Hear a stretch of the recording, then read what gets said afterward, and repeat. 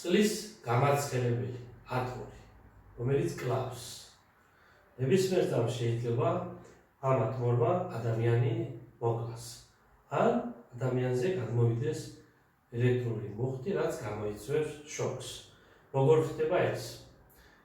ყველა შემთხვევაში არასწორი ინსტალაცია არის პირველი ამის გამომწვევი და ასევე თვითონ მისი სტრუქტურა, როგორ არის ეს მოწყობილი.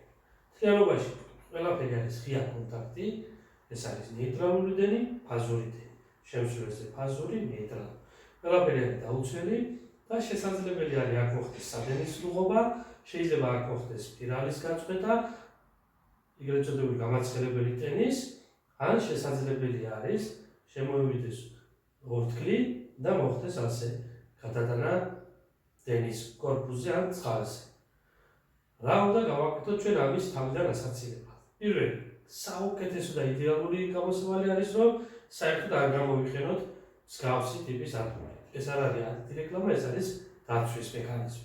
ან თუ გვაქვს გამოურვალი მდგომარეობა და გვიწევს ამის დახელება მაინც, ძირითადად ეს სალონებში არის, სადაც სწრაფად ხდება წყლის მოხმარება ცხელი წყლის.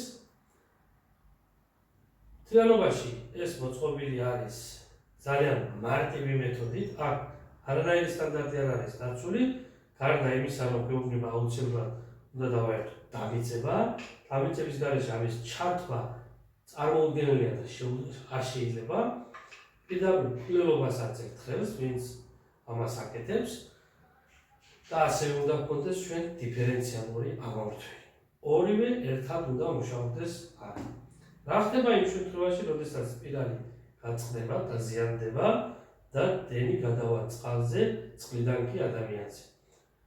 როდესაც სპირალი გაწყდება, წრედი გაწყდება, მათ შორის შემაკავშირებელი, ფაზურ და ნეიტრალურ დენს შორის შემაკავშირებელი გახდება წყალი.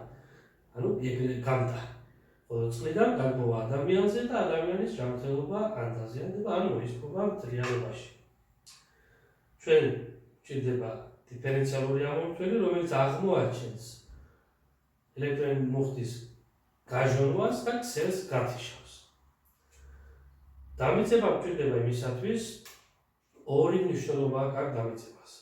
შესაძლებელი არის დამიწება გქონდეს და დიფერენციალური არ გქონდეს. ამ შემთხვევაში დამიწება თავისკენ წაიყვანს ძირითად ელექტრულ მუხტს და ადამიანი ელექტროშოკისგან გადარჩება, მაგრამ თუ გვექნება ჩვენ დიფერენციალური ამორთველი და დამიწება ერთდროულად, ამ შემთხვევაში დამიწება როგორც კი მუხტს თავისკენ წაიყვანს, ეს მიხვდება, რომ დენმა გაჟონა და ქსელს გათიშავს. რა პრინციპით მუშაობს დიფერენციალური ამორთველი? მასში შედის ფაზური და ნეიტრალური დენი და გამომავალზეც აქვს ფაზური და ნეიტრალური დენი. ამ დიფერენციალურიდან გამოსული ფაზური დენი თავისივე ნეიტრალს მოაგვდა, ანუ მას ეკუთვნის და ამით ხელმძღვანელობს და მუშაობს ის, რომ თუ წრე იკვრება და თავისივე გამოშვებული ფაზური დენი უბრუნდება მას თავის ნეიტრალით, ამ შემთხვევაში ის ხდება, რომ დენი არის ქსელში და არ ხდება გაჟონვა. მაგრამ როგორც კი დამიწება თავისკენ წაიყვანს ფაზურ დენს, უკვე მიხვდა დიფერენციალური ამორთველი, რომ სადაც გაჟონვა არის და ქსელს გათიშავს. როდესაც მარტო დიფერენციალური გვაქვს ჩვენ და დამიწება არ გვაქვს და მოხდა გაჟონვა, აუცილებელი არის ეს გაჟონვა გადმოვიდეს ადამიანზე, რომ დიფერენციალური მიხვდეს, რომ გაჟონვა მოხდა. რადგან ის მუშაობს იმ შემთხვევაში, როდესაც ქსელიდან გადის მუხტი. მუხტი გადის ქსელიდან, როდესაც ის ადამიანზე გადმოვა. რომ არ იყოს ადამიანზე საერთოდ მუხტის გადმოსვლის შესაძლებლობა, ამისთვის გვაქვს ჩვენ დამიწება და ქსელში ორივეს არსებობა დამიწების და დიფერენციალის, ეს არის ელექტროსისტემის უსაფრთხოების უმაღლესი სტანდარტი. ამიტომ გირჩევთ ელექტრიკებსაც და ჩვეულებრივ ადამიანებს, ვისაც გჭირდებათ ეს ატმორის დახენება, აუცილებელია გქონდეს დამიწებაც და დიფერენციალური ამორთველიც.